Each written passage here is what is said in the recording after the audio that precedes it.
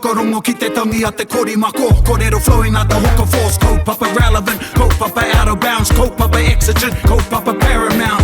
Nā kona whakapiri mai ki te kaupapa tino whakahira hira whakarongo pi kari kari mai. Hare hare mai, o Taringa hare hare mai. We gotta gather up close everybody. Gather up close everybody. Kani move that body. Kani move that body. Kei ngā wai whakatere taniwha, ngā ihuiho, ngā maunga, ngā whawharua, ngā nohoanga o rātou mā, ngā kanohi ora, mai te hiko o te ika ki te upoko o te ika whakawhiti te mono raukawa ki te wai pounamu o tira ki raki ura, ki re kohu ki whare kauri, puta atu hoki ai ngā moana nui ākiwa, i te moana tāpokopoko a tāwhaki, i ngā moana kato te ao. Tēnā koutou, ngai Taringa hoki mai, here we are again. Welcome back to the show, people. Taringa broadcast to you from Te Wānanga o Te Aroa in the bustling metropolis of... Te Aomatu. Tēnā koutou, anei anō mātou, ko Praone, ko Te Puheiri. Tēnā koutou. Ko Erika. Tēnā tātou. Phew, I was blown away by that intro. I think I've done it in one breath too. I think you did it in one breath. Yeah. Must be because I'm going to the gym now. Yeah. There you go. Must be. Yeah, I practice my karaki on treadmill. Ka pai. Nice. You have to because these days, you know, Yeah. you got to be onto it. Yeah, well, if Gotta you're stay walking, sharp. if you're doing a big whare, like you're walking up steps, you got to know your, you got to know your taki. Yeah. Yeah. We went to Scotland a couple of years ago and we walked up this big maunga and I had to do the karaki and it was steep as... And everyone reckons I flew up the maunga. Anyway, tēnā koutou katoa.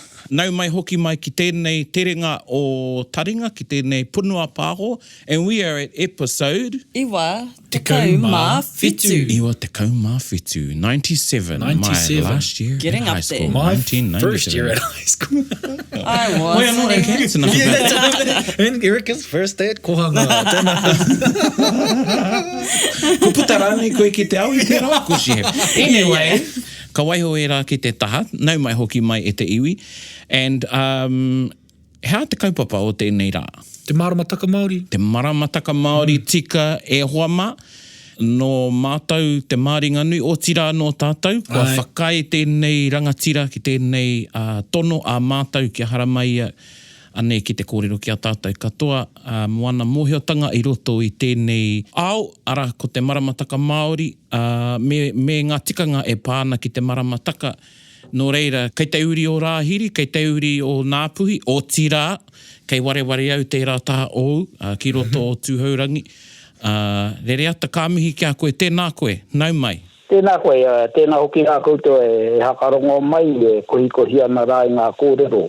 Huri noa, hei ara takira, mua tātou moko puna mo ngā rā e tūmai nei. Kia ora rā koutou. Tēnā koe, Kara. Tēnā koe. Tēnā koe, and I like how you said that, mō ngā moko puna, and that's what it's about. It's Aye. getting this kōrero not only for us, but it will be kept forevermore for Yes. our tamariki moko puna. Yes. Yeah, nō reira, tēnā koe rereata, nau mai. I gave you a little bit of a heads up that we throw it over to our special guest to give us a kiwaha or kianga that we'll use through the show and we'll also put up on our Facebook and things like that. So, kei a koe, hea te tahi kiwaha kianga rāna. Te tahi kōrero rā i tukuna mai nei, te tahi o amate nei kaumātu o te tahi tokerau a rā no Ngāti Hine, te tahi taha ona me te whānau apangi nā ko tūkāki Waikiki. Tana mea tanga mai, na tiro tāte ki te tai ao, mea nei te kōrero ne. I pēnei tana kōrero, ka hore he aha, i hangātia, i ahu noa mai rānei kia noho wehe i tēnei ao. Ahako matangaro, ka mūhio tia te nauri. Nā potana hakamāra mai roto i te reo tauiwi, to live in isolation. So that even a hidden face can be detected by its impact on something. E rā te rere kētanga o tō tātou tiro ki te tai ao, ki tā te Pākehā. Kia ora. Kia ora. Kia ora. Tēnā koe rereata rawe a tāhua tēnā kōrero. When you were talking about that, because we just had a little bit of a conversation before we started about what little we knew about Maramataka Māori. And I don't know if you know one of our kuia down here, Nene Connie from Mount Taharoa.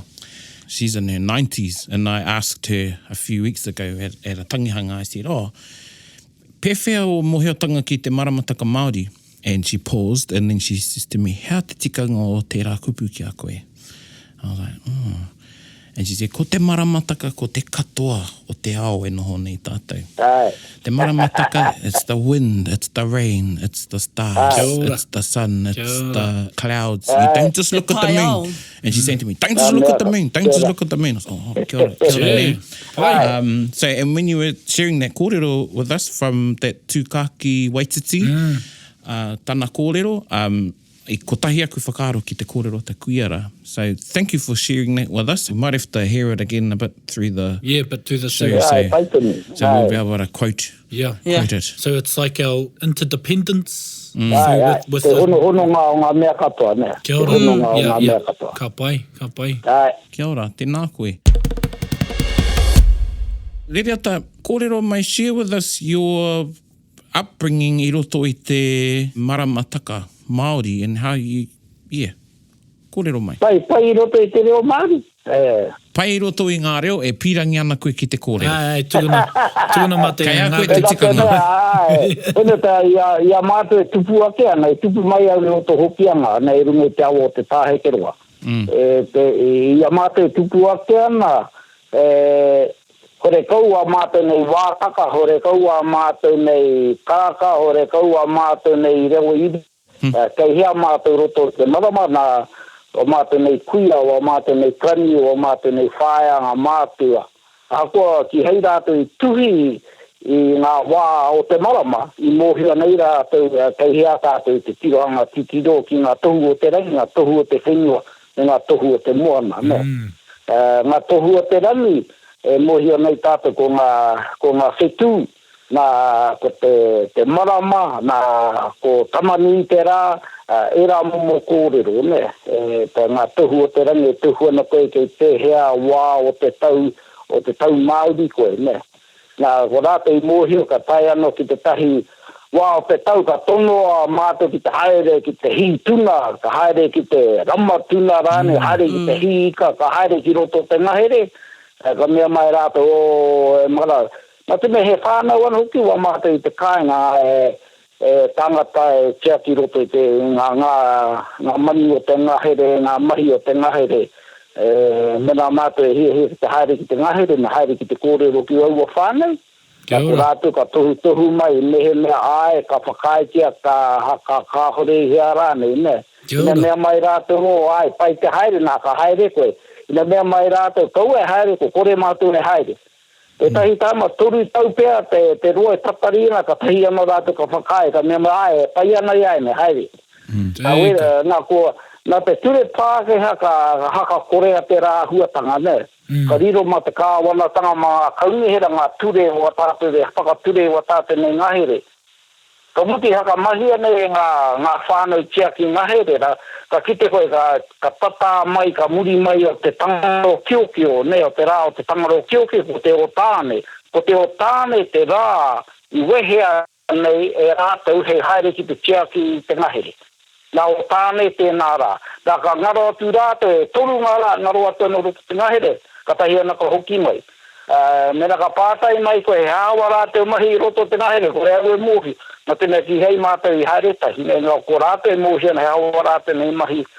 Ia rā o te o tāne, ia marama o te tau. Ka wehe atu rātou.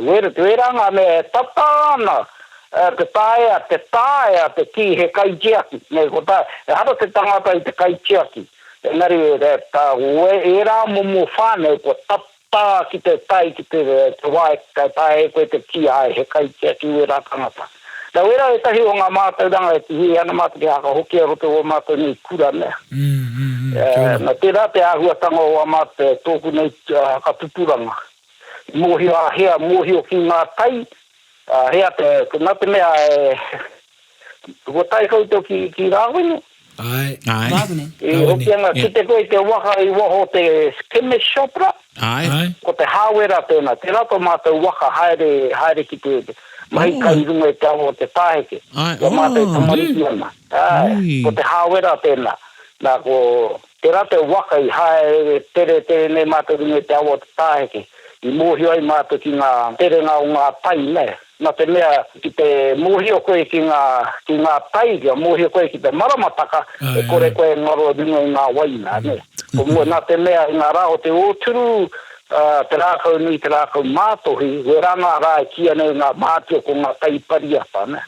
He wāhi hoki e ka pai ai te tere o ngā waka mai tāheke ki rāwene? Ai. Nā we ranga tai, ngā tai ka heke atu koe, mai te tāheke, ka heke atu koe ki rāwene, ka heke atu koe I te wā, ka tīmata te tai ki te timu, ne, ka tere atu koe ki rāwene, nā to hoki ngā mai, me hoki mai koe ka tai koe ki te waha o te awa, te mutu awa, nā ka a te wā o te paringa o ngā tai o te apa, ne. Nā weranga rā o te oturu, te rākau nui, te rākau mātuhe, mōhio koe, pari mai ana ngā tai te apa. Kia tai koe ki te mutu awa te tai whanake. Kia ora. Tai whanake e half tied in, ne, te rā kōrero. Tai whanake, ai. Nā mga tai koe whakahoki ki te kāinga. Kia ora. Kare koe mate te hui tō waka. Whakamahira nei te mautau tō waka ma te tai. Te tangata, ko te kaiuru ni muri, o koe moe ana I mua.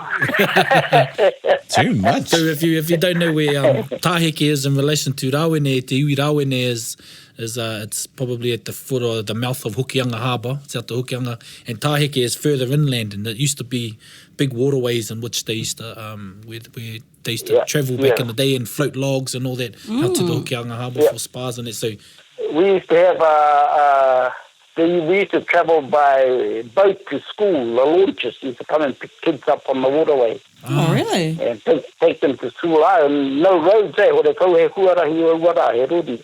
So they used to pick kids up, take them to school down at Moeha. Also had a cream boat. They used to come up, pick up all the cream cans off the wharves and then take them down to the horeke factory. Teke tere I horeke mo te huri tui. yeah, horeke, yeah. Ui, rawe. Rawe ngā kōrero. Kei te kōrero koe mo ōturu, kei te kōrero koe mo rākau Nui, mo rākau matohi. Nā, ki etahi ka tīmata ko te hunga etai te nuinga e whakarongo mai ana, tino kore nei e mōhio nei, ahua kūare nei ki tēnei ao ki te Maramataka Māori. Does the moon start? Is it in whiro? Is it in rākau nui? And I think it might be different from iwi to iwi. Ai, pai te rā pātai. Pai te rā pātai. Ko mātou te kāinga, so we look at our rākau nui, te uru Hokianga is the day before the rākau nui on the East Coast. We rate rere ketanga ko ngā whanau mō te nota, ko te rātou ōturu, ko te full moon. ōturu is your full moon. Ai, te rātou full moon ko te ōturu. Mai mātou ka neke hea mātou te rākau nui ki te rā mua atu o te full moon a te Pākehā nea. Ia I mua no atu e. Te rā mua te Pākehā, te full moon a te Pākehā. Te mātou haka pai, te take I pērā hia ko ngā tai, ne ngā terenga o ngā tai. So you have the early tides on the west coast there. They're first, and then the east coast. Oh, Nina, so you might have the sun on the east coast, but the west The has west coast has tide. So, tika ko te huri o te ao, ni? Yeah. Right. Whoa, rawe. So can you say that again in te mato for everyone listening? So in the west coast, it's a day before. The west coast, the full moon on the te rākau nui kia mātou. On the west coast is a day before the Pākehā full moon. Kia ora. Yeah, te take pērā e ko ngā tai, ne? So you have na haere koe I o tirohia ngā tai o te uru, the high tides are earlier than the east coast ones. Kia ora. Okay. Kia ora. So e hāngai ana tō Maramataka, so all your calendars, you set them to your tides, ne? E hara ko te ngā wā o te wātaka Pākehā nei, ne? Ka rari koe. Yeah. E na tohua e paua e koe me, e na ka hāngai ki ngā tai, ana ka pai. Kia ora. So you, rather than going off whatever's happening in the night sky, you go off the actual tide, the full or the low tide, to mark the start of that lunar phase. Yeah. But the thing is with the night sky, you should be asleep, eh? Yeah, you should be. Te tikanga wa mātou krani, ka moe ngā manu, ka hoki rāta ki te moe. So when the birds go to sleep, they go to sleep. Yeah. Yeah. And then up with When the the birds. birds wake up in the morning, they get up. And so they don't go stargazing at night. No tāte hono tēnā tikanga o e nei rā. Hi. The stars ka tirohia ke koe mo te Maramataka is the ngā mea e whiti mai ana I te whiti, mua tu te whiti ngā mai o te rā. The early morning rising stars. Yeah. Te haro ko ngā mea tōana I te uru. Yes. Yeah. Because kei reira mai te kaha o te taia. That's where you get your strength from the sunrise. That's right. Yeah, yeah. Kia ora. From the east. Nā huri ki te uru, tō ana tera, it's a setting there. Yeah. E heke ana tō kaha te wairo ngā mea katoa. Tika ana ke haka tika ana ia koe te amue. Oh boy. Talking about the birds, I remember an opening and Henare Tūwhāngai, Koro Henare was the tohunga, and they wanted to put on the invitations for the dawn service, what time the karakia would start. And the koroua said, kei ngā manu te tikanga. And everybody was like, what? And then they asked him, well, what time? And he said, kei ngā manu te tikanga. That's what he said. And anyway, in the morning, the koroheke didn't start his karakia till he heard the first bird. Kia ora. And that's when he started his karakia. So, tēnā koe. He rawe e nā kōrero. Mua tō tēnā, mea he haka hiki ngā hiki tapu e rā momo mahi. Me timota mai I mua o te tangi o te mani. Nā te mea e whaka wā te ana koe ngā hara I ngā taimahatanga, ngā raru katoa o ngā rā ko taha ake, ne? E whaka wā te hiane koe taua wā, ka tangi mai te mani mohe koe ko urua te koe ki te wā hou, nā, tēnā ka tīmata ngā karake te rate, te tikanga te kauna ate ana. Kia ora. Kia ora. Ooh, Lovely. lovely, yeah. So you have to clear the past, eh? Yes. That's when you're doing opening building where I'm at katoa. But I tika ana ka te kaumate ne koe arataki ana I te rōpū ki roto I te tahi rā houa. Te tangi o te mani. Pērā hoki tō tuku I ngā naue, ngā raru, ngā taumahatanga I te wā e pari ana te tai? E timu ana te tai. Yeah. Timu ana te tai. Kia ora, kia ora. Te lau tai te amata he tai pakoa, ne? He tai pakoa. Nā Tai pakoa. te half tied in, ko te tai whanake. Tai whanake. Half. Is the glass half full or half empty? Half in or half out. Tēnei te pōrangi o te ngā Pākehā whakaaro, ne? Ka pātahia mai e te tai Pākehā psychology class, pērā hia ko te kai he half full there. Ka me, is that half full or half empty? Ka mea te which way is the tide going? Yeah, tika, koe nā hoki te tau ngā kōrero ka mātou. How no te tai pā halfway out? The tai pā, so you get to the paringa o te tai, the high tide, and then you get the tai pā, the half tide out, koe rā te tai kinu. Te rā te wā, kaha te tō o ngā mea ka toia ki waho ki te ripo, ne?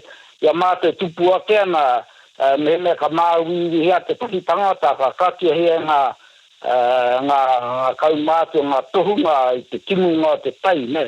Ka kimu te tai, ka utai nātu nei ngā hara, ngā taimahatanga, ngā raru katoa kimu nei te tai kimu. Ka mea te ki te tai kimu, kia taria ki te ripo o te moana, ne? Kia ora. Ki rā te hōhonu I tanga o te moana. Nā ka pateri rā te ke huri mai te, ke pari mai te tai nā he rereke ngā hiringa o te paringa o te tai nā. Te rā te me he whakakaha I te tangata haka hou mai ngā me hou katoa, ngā pai ngā rawa ka pai ki roto I te tangata, ki roto I te hinengaro, e haka ora I te wairua. E oira wara tēnei mahi ngā tai. Nā ko tēnei mea o te tai, te whitinga o te rā, he tai pari tēnā ne. Ka tai ki te paupau tanga o te rā, ka haka mutua māti te haka tō kai, ne? Ka te mea ka muri mai o te paupau tanga o te rā, ka tō na he tai timu te rā, ne? Ka tai, ki roto I ngā tai timu, ki hei rā te I whakae ke te rā wā he haka tō kai, ne? E pere me te tai. Nā te nono te ahi muri mai o te paupau tanga o te rā. Te tai tinu te rā, ne? Kia ora. Kia ora. So no planting after lunchtime. Wow, wetahi, ai. Tell my nan dad. Maybe we should go home soon too. We better knock off muriaki tēnei kōrero, mea motu nei ngā mai. Ko rā tā mātou, ia mātou tupu ake ana. So they, that's why sometimes they get them up early before daybreak. Yeah. And that's on the Otaru. You check your Otaru tides, and you'll find that before daybreak, the tide's coming in there. So what you're getting is an incoming energy flow. Kia ora. Oh. Kia ora. On the incoming tide. But also, you hit sunrise, you got a double incoming tide because that's also a taipari. Kia So you got ora. a double dose of incoming energy. Koe rā te take kōrani e te tangata. Ne. That's when you spark up the barbie, eh? Yeah. Yeah. That's why you get those high energies, ne? Because you got a double flow of incoming energy. Ngā hiringa. Hiringa I te hiringa te mahara e rā momo kōrero. Right. Kia ora. So yeah, so incoming, and then hea te paupautanga o te rā ko tai... Tai tinu te rā. Nea, tai muri tinu mai te te paupau o te rā, Yeah. ka heke te rā, nā he tinu ana te rā, ne? Yeah, tika. Ka pai. This is the biorhythms, eh? We're talking about Biorhythms, aye. biorhythms of Ai, nā. Rongo koe ngā kōrero biorhythms, ka mohi koe, ka tahi ana ngā pāke anei ka mohi. the... Ai, tika. Koro ke tō muri nei, ne? Ka mea mai rātu, e mea hou tēnei, mea, hare te piko Ara tēnei te mea hou. Ano ke we rā ka. Ia me ngā wara tēnei kōrero mo te kombucha nei, ne, te momo kai mo te tuku. Yeah. Ako ngā kānga pirau ke we rā. Hengai, hanga kawa wena.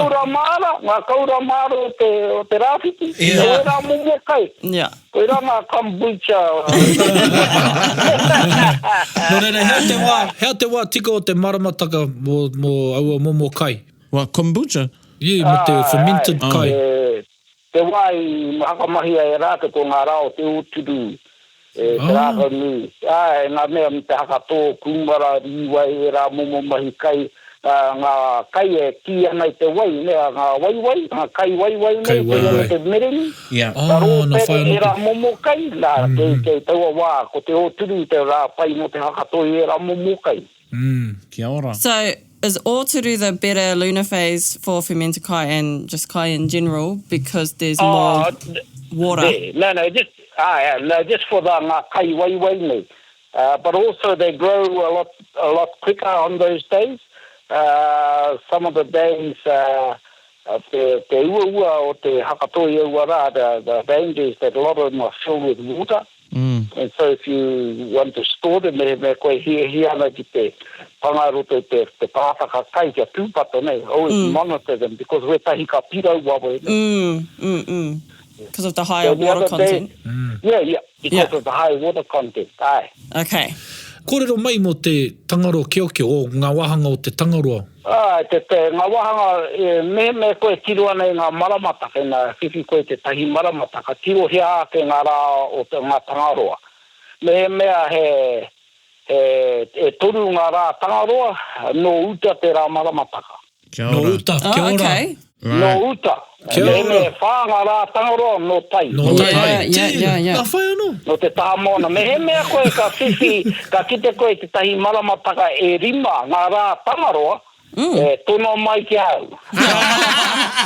They must be puna turi me rima ngā tanga. No, that must be no. kairaro. Kei te ripo. No, te take o tēnā, when you see 5 tangaroa days, that's the deep sea calendar, and they are rare. Kia I've ora. only seen 2 in my lifetime, No hea. East Coast and around Tauranga. Kia ora. Or Kia ora. Kahungunu, actually, it was a Kahungunu in up around Tauranga area there. Tatari anau mo te meo te tai tokera, I went up to Ngāti Kuri up there and I said, you should have a calendar with 5 tangaroa days because that's the deep sea calendar. Mo te nōtana, the Hapuku fishing ground. E hia nei rau maero ki waho. Ai. Yeah. Can you, Rereata, explain, because a lot of people wouldn't understand that there are tribal variations of the Maramataka.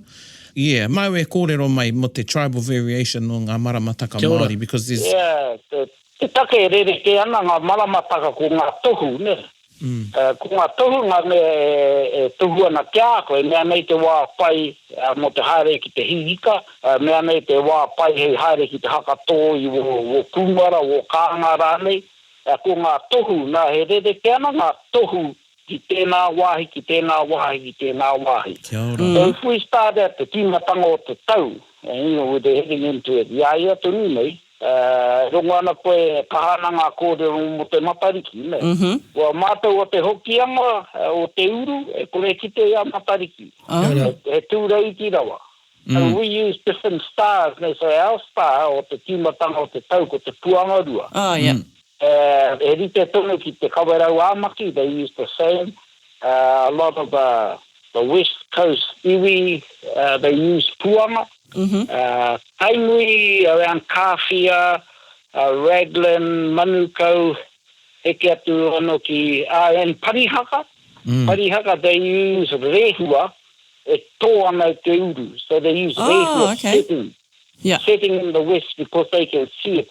Nā, he orite te rā wai te aranga mai o puanga. So it's the same time as puanga rises in the east.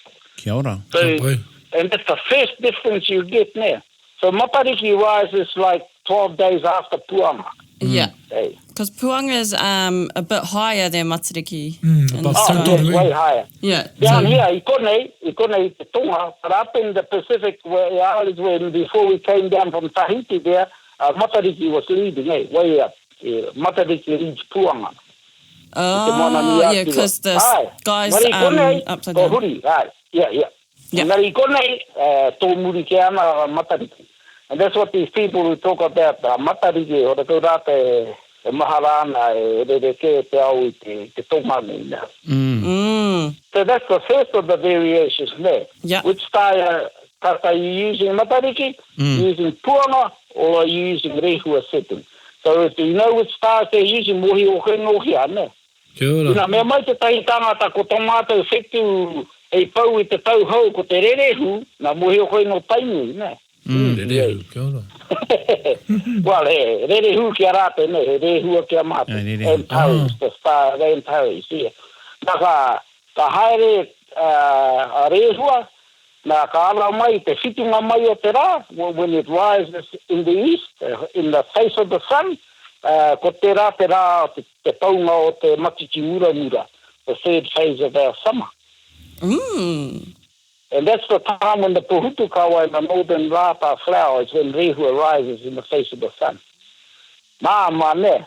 Yeah. Well, no, but yeah. Yeah, mama. One day it might be mama for us. Mama kia koe. But that's why I get you. That's why we're having this kōrero, and you know, I respect the work that you've been. I mean, this is a lifetime we're talking about. This is just a hobby that you picked up yesterday, and what we can Google now. Yeah, and to our listeners, for them to realise is this is something you've been brought up with.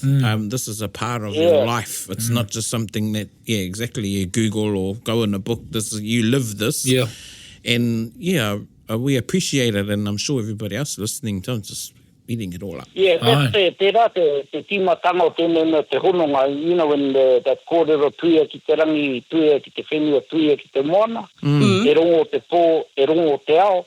It's talking about how all these things are connected, ne?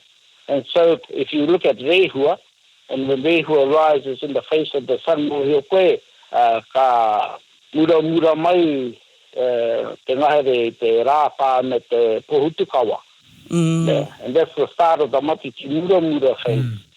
And the matiti mura phase of summer is when a lot of our ika are on the move, Yeah. A lot of our monas on the move.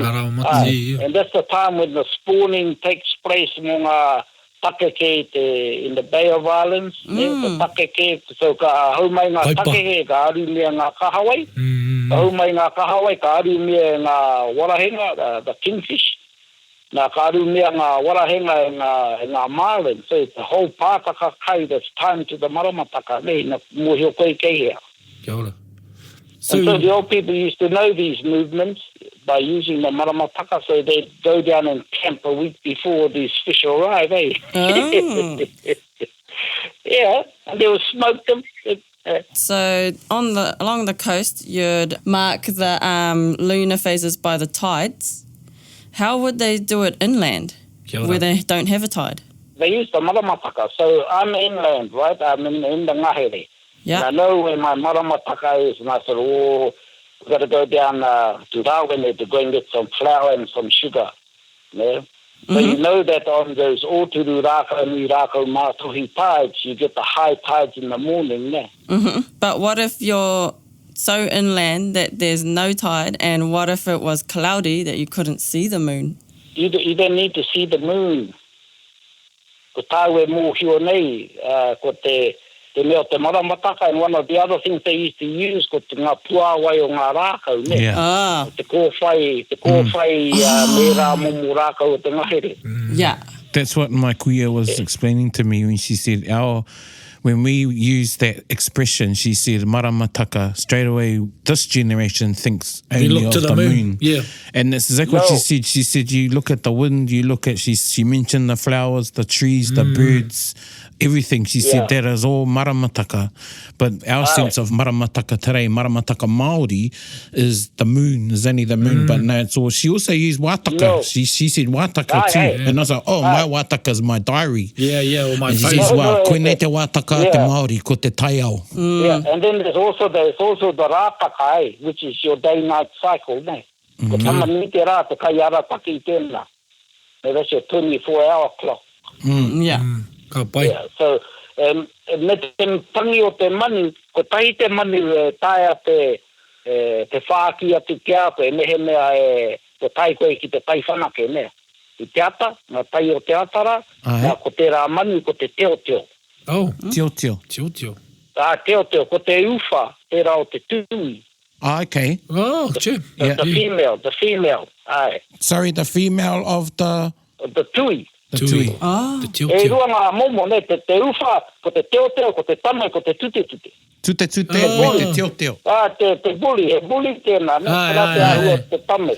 Toira te tame, Ki etahi he kōkōuri, he kōkōtea, ne? Kōkōuri, kōkōtea, yeah. Kōkōuri, kōkōtea, ai. Te teoteo me te Tute. buli. Nā, ko te tangi o te teoteo, if you want to know when the half tide is in those morning of those early ngā tai pariatara, hakarongo ki te teoteo. The teoteo will tell you when it's a tai whanake. Ka turi mai te tangi o te teoteo ka mōhio koe ko tai ki te tai whanake nā, ka haere koe ingo tō waka ka haere. Ka pai. And I heard I wanted to go back to Tangaro Kiokio. I've heard you talk about... Hoki tātou ki Tangaro Kiokio. Ai. Ngā mahi a ngā kiore. Yeah, ngā kiore. So there's a tohu, we were brought up with the mātaki, ko te kiore, te tiapa. Ka ki te koe, so when you see rats in the daylight, there's a good chance that you're at Tangaro Kiokio, but in the cities here you see rats all the time. But te rereke o te ngā kiore o te Tangaro Kiokio, is ka titiro mai rātou ki a koe ano nei hore kou koe I kona. Yeah. Oh, yeah? Yeah, when you see these kiore out in the daylight. Yeah? And sometimes you see kiore out all the time, but on the Tangaro Kiokio day, they will come out and they will have a look at you and koreke mataku, koreke oma. Oh. And that's the difference. Ki te koe te rā ahua, te rā momo, muhe koe ki te Tangaro Kiokio koe. The second thing to look at in the Tangaro Kiokio, mehe mea ki te moana koe, you will see flounder in the daylight. Coming in on that incoming tide about mid-morning. You'll see that, because the Tangaro days are your high tides midday, early afternoon, the high tides.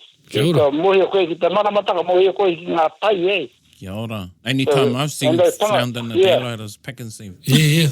Or in a low tide of cream. Yeah, when they're already in the freezer, ngā tua taubis. But te rā te tohu, when you see them in the daylight, ko te rā te rā te Tangaro Kiokio. Kia ora. Me ngā tuna. And also the tuna do that too. The tuna stay out in the open, I waho warātu nei ana. when you see that, te muhe koe ko te tangaro kio te ma.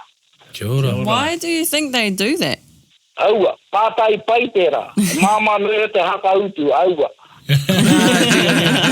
So, fellas, don't go clubbing on tangaro kio. Everything will be out. Yeah. And it was And then it was he sprint. pai tērā pātai. Tēnā horeri. Yeah. No, pai te pātai. Engari he pai tērā ko tuku nātu e au ki roti ua māte nei kura kaupapa. Arātu he tiro ne, because there's a science behind why they do that, eh? But no one knows the science. Yes. And we don't need to know, do we? I mean, No, We know when. It's a song to know where you are. yeah. Ka pai. It's like they want to put these trackers on the tuna, and they want to know where the tuna go to migrate. And I don't want to know where they go. I think if we find out where the tuna go, bloody contractors are going to go and try and get them all spawned. Yeah. We don't need to know everything that the science and things behind things. Just Te rate e mai a te Pākehā, ne? Te Pākehā science. Haka hōhā i ngā tamariki a tangaroa. Kia whakautua ngā pātai katoa te hehai. what would e ata pewhi o kōrero ki te hunga e hehe ana ki te ako i nei pewhi te tīmatanga. What's your advice to people that want to learn about living in te Maramataka, te Wātaka, te Rātaka Māori? How do you start? Yeah.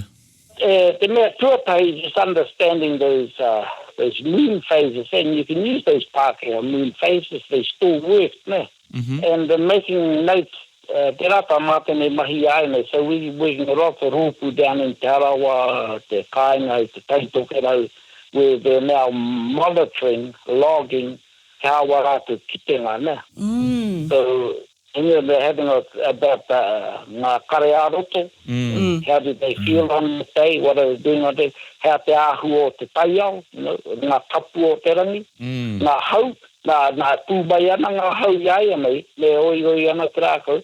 Did you know that we have got over 700 names, different names for winds? Wow.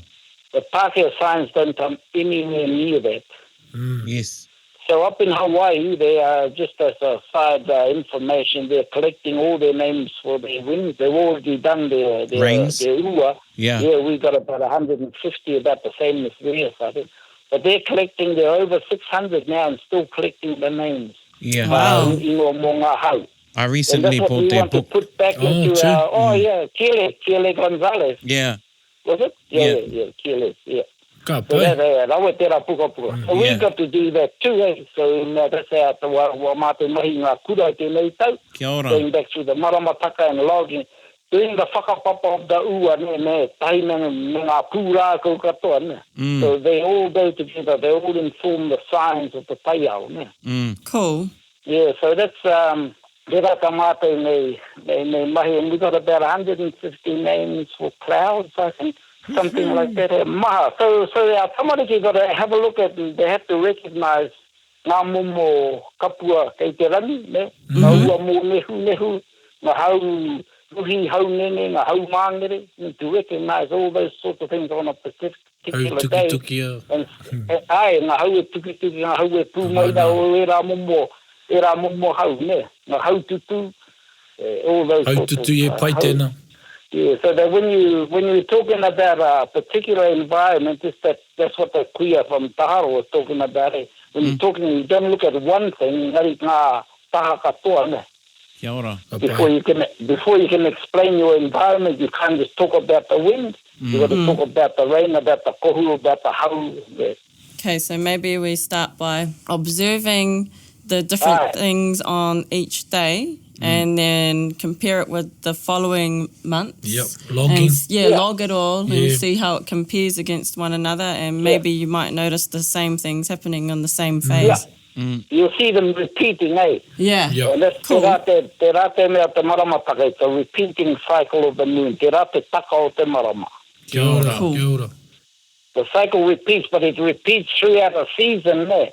Ai. It goes through a seasonal changes, and after a year, you'll recognize the seasonal changes. Te puawaitanga mai o marako, te tangianga manu ka rere kei tēnei rā. Yeah, all those sorts of things. It becomes a whole environmental study, ne? Ka pai. And I would pick the day before the full moon, and the day after the full moon. Start with those. And then the next one is to go down to the new moon, te whiro nei. So the mutu whiro, a day before the new moon, on the new moon, te whiro me te tira, the day after the new moon. So those 3 days, they're all the same, they're all ritiana. They're all ritiana ngā hiringa. So the mahi a Māori, if we switch down to the whiro now, te mahi a ngā wa mātou kui au te kāinga, I noho puku rātou of those days. They went without kai and all they drank was punawai, you know. Fasting. Fasting. And the activities was ngā pao, ngā pātere, rā momo, but they spoke quietly, We weren't allowed to run around, we had to move slow, quietly. Te kau mā te āhei ki te parare, no shouting, no yelling.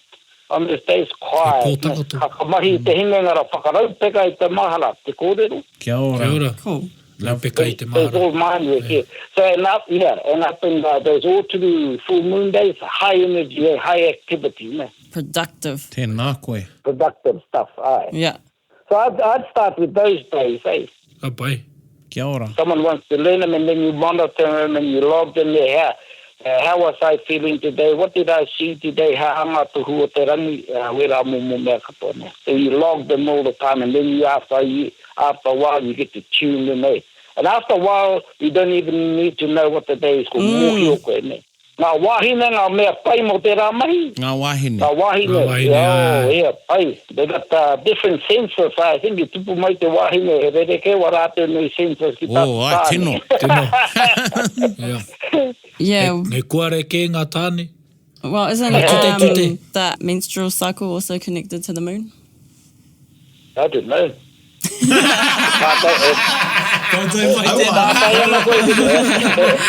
It's a monthly thing, and the moon is a monthly thing. I don't know, ko koe te wahine, ko koe moio ana. I ki ngā kōrero. Koe rate mea kirohi ana ngā wahine roto ngā titenga roto te arawa me te taipakera. They're looking at that, so you might be able to answer that next year.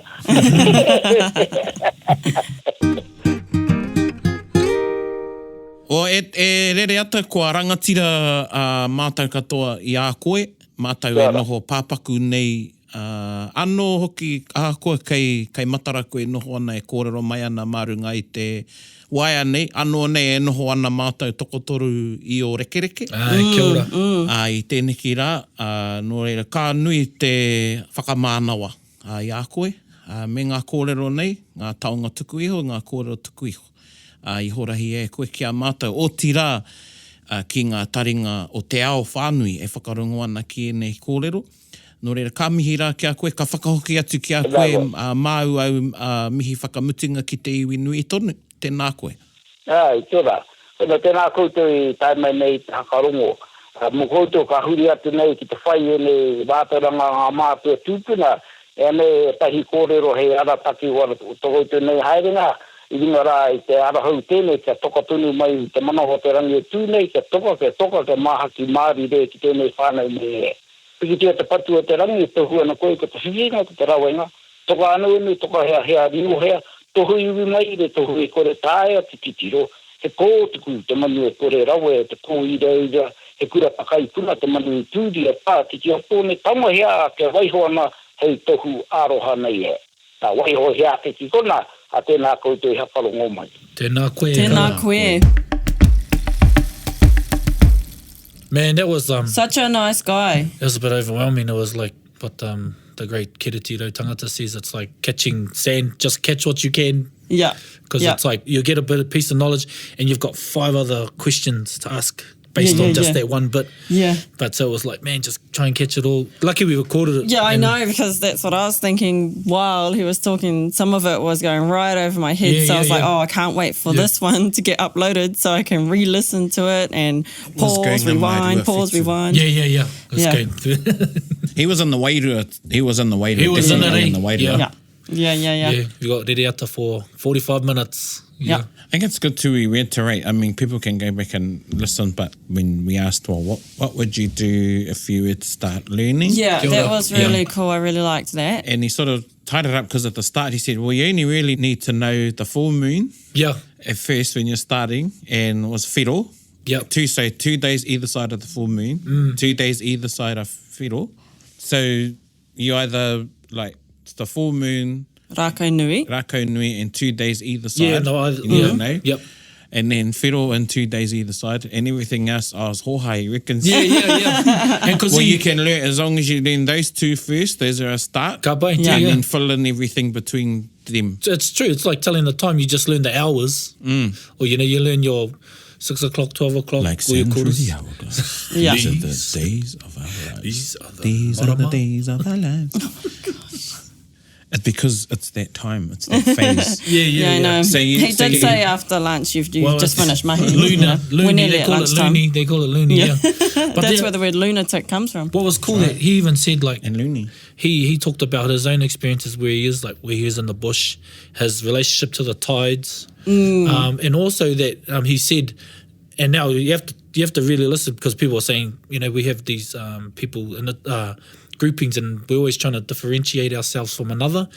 He said in Hokianga and in the west coast in certain parts, they observe puanga. Yeah. So that's a big thing to try and look at it. So that's just in Hokianga. So he couldn't speak for other places, and because geographically you see it before, so it was only because Puanga's just above Matariki. and it was not too late. He said it's too late. It's too late. Yeah, for them, by the time they see Matariki, it's not that they don't see it, but it's when Matariki rises, they don't see the rising. Right, because it wouldn't be in the nights of Tangaroa. Yeah. Right. Yes. And so and you're on the east coast, and it's right there. Right it's there. sitting like I like it when you can see it, and it's almost like it's on the water itself, Yeah, right on the horizon. So you learn the phases, he said. So you learn those first two, and then in between, but those are the important ones. And then you can learn, and then have a diary. Or a wātaka. A wātaka. And write down those phases or ngā whare o ngā āhuatanga o te marama. And then what your observations. Yeah. And I thought a really interesting part, or a big part of it, was to observe how you're feeling. Yeah, it's big. Yeah, I mean, the moon, if it can affect the Earth's water that much, obviously it can affect the water inside of you and your energies. I'm going to go heavy real quick. There's a guy, he wrote Ricky Solomon, and he is an undertaker. And he started noticing certain happenings. Not a wrestler. Right. Doesn't do the tombstone. Okay. And he notices. He does. Sorry, everybody. He noticed a certain influx of intake of his clientele or his mahi during certain times of the year. So he decided to do his doctorate on what happens, and to his findings, it was during the August time and the moons. And now one of the kupu for the northern calendar for August is aponga, and apo means to be how te apo, greedy, selfish. or selfish. And so here they talk about it. They liken it to, that's the time when ka puta mai a whiro, things, and he's selfish and he's taking. So, and he's actually has data, using that as a hypothesis to back up what he's found just from his mahi. And so Ricky Solomon, that's his Kia ora. that's his Wow, kaupapa. wow. But yeah, it's a massive correlation and things around suicide and stuff during that times of years, and certain times of the month. He's known it just from experience. Yeah. And now he's collating it as a kōrero on his PhD. Yeah. So Ricky Solomon, if you can, Pretty check out freaky. his kōrero. Yeah. Yeah. Talking about correlations, about the not only environmental, but us working together. Aye. And then he talked about the Rereata. Aye. So it's the calendar of the sun. I mean, by the sun, we were talking about the gravitational pull of the moon on the tides. Well, the sun even has a greater pull Kia ora. on the tides because it's a bigger mass. Aye. To be a mess. But the sun and the moon work together. Mohio ke tātou ki tērā. Aye. Ooh, a bit of balance going on there too. Balance. Balance. You know, Te kaua. the male and the female element. Yeah. And correct me if I'm wrong, Okay, I will. Okay, yeah, you will. Of course you will. Hawaiian belief is towards Arataka. No, pō. So they go Pō. by pō. They go by pō as well. Yeah, Meaning yeah. Lunar or... They don't say rā, you know, and I think it's a new thing anyway, how we go rā, tapu rā, Yeah, hina, yeah. da, da, da. It's never day, they go by nights. So every single night in the Maramataka has a name. Oh, kia ora, yeah, yeah. Yeah, so they go by pō. I was talking to one of my mates and I said, pōpō. And his understanding of pōpō was very different to how we use pōpō now. But I thought maybe that's how we used to use Kia ora, yep. pōpō. Yeah. So his pōpō, his was pōpō to them is 2 nights. Oh, yes, so the head. pōpō. pō to the power Yeah. of... Yeah. So pōpō. not tonight, but maybe tomorrow night. Yeah, pōpō. Well, that makes sense. Makes sense. Yeah. Yeah. So perhaps that's a division of time for pō, and we still use it because it's like the day after, but it's 2 nights. It's on the other side of the day. Yeah. Yeah, I've confused myself. Yeah. As you do. I won't correct you there. Tino tika koe. Hoi anō e wama, pai e nā kōrero, hoi anō me huri ki tā tata waiata. Ko te waiata o te wiki, ko Rona. Rona.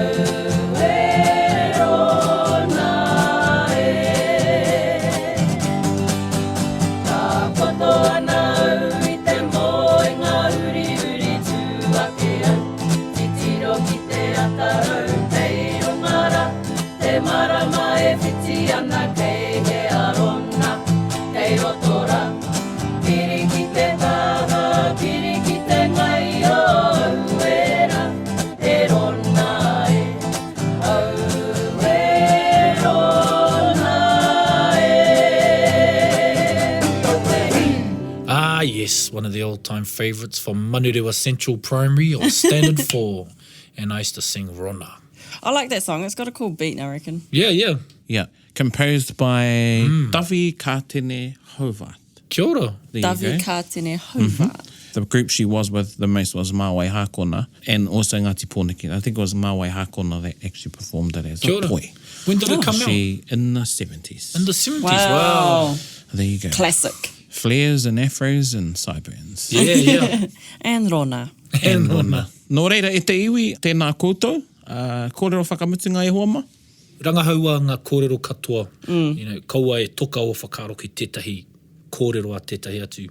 You know, don't just be hard-headed to something that you've read or you've Googled. You've got to create a massive picture before you can even begin to understand.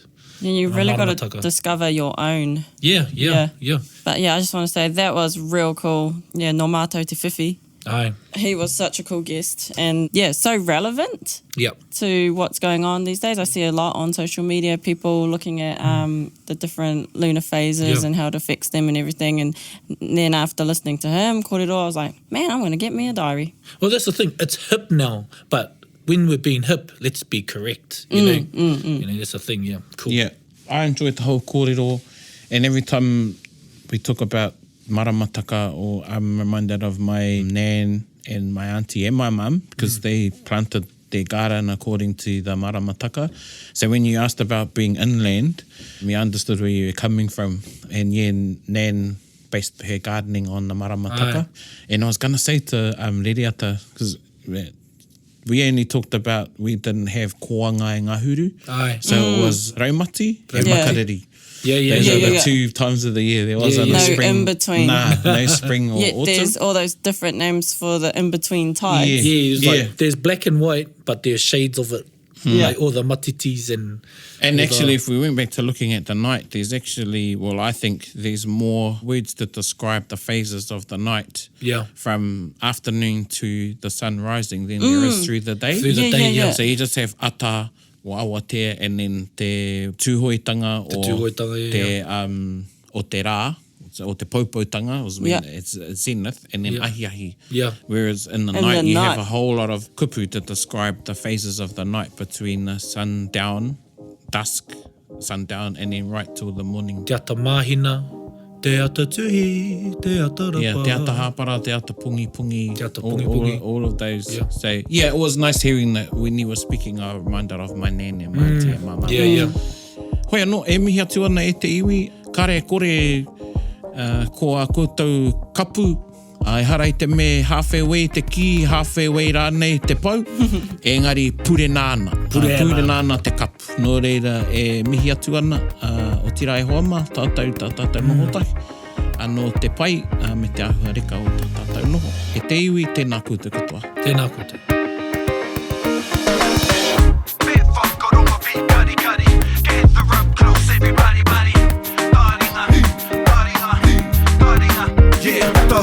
Ki o, whakarongo ki te tangi a te korimako, kōrero flowing at the hook force, kaupapa relevant, kaupapa out of bounds, kaupapa exigent, kaupapa paramount.